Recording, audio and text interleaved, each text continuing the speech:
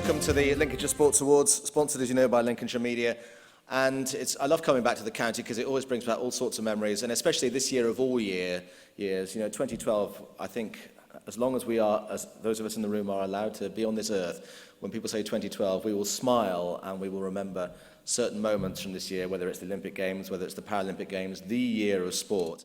But it's not actually just about Olympic athletes and Paralympic athletes, it's about celebrating people who make the sporting world go round. But we thought we'd sort of get you in the Olympic spirit to start off with, because we have with us in the auditorium tonight some Olympic athletes, some Paralympic athletes, some games makers, and some people as well who were involved with getting the Egyptians up to speed for the Games in their holding camp down in Boston. So would you put your hands together for Lincolnshire's Olympic and Paralympic heroes?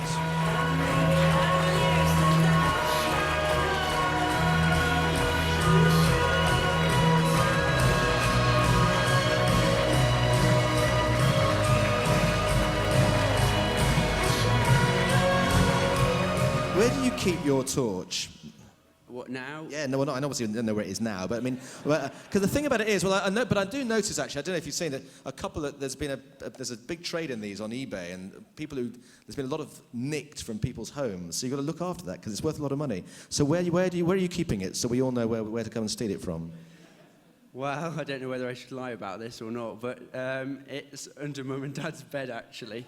So you'll have to fight Dad and wake him up first if you're planning on coming to steal it. I think it's pretty safe there. Listen, lovely to see both of you. And I just want to talk, because we remember the games makers as the people who genuinely, they did what it said on the tin. They made the games. I mean, you really did. What did you do? I was just in the Olympic Park, ticketing, saying where to go, what to do, where everything was, really.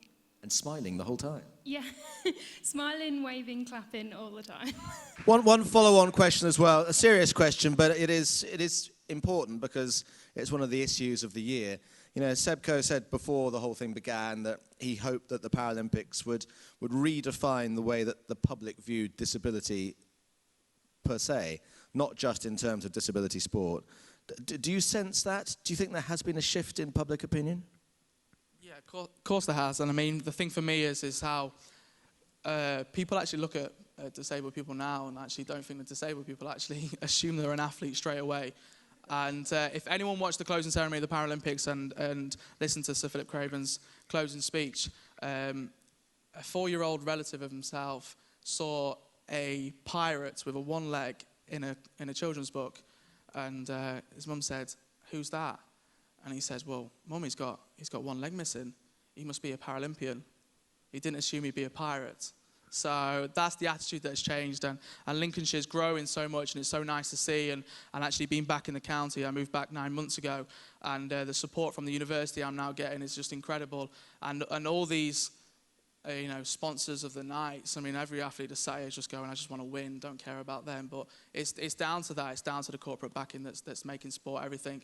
And Paralympic attitude has changed, so 2012 was worth every single penny. And so to the last award of the evening, Colin Daniels from Danwood is going to come up and present this to the Sports Personality of the Year for 2012. And the winner is Sophie Wells. Sophie Wells. Sophie, bring your medals up. When you stand on that podium, I mean, Georgia was talking about how standing on the podium with a load of teammates that's the great binding thing, is what's fantastic about it. But when you're standing on top of the podium and they're playing the anthem for you, you must have dreamt of that moment. What was it like? Yeah, it's incredible. You know, when you see the flag going up and the national anthem playing, it's a really emotional moment. And to look around and see how many flags we had there and how many people were supporting us, it is the best feeling in the world, and I don't think anything is going to top it for quite a long time.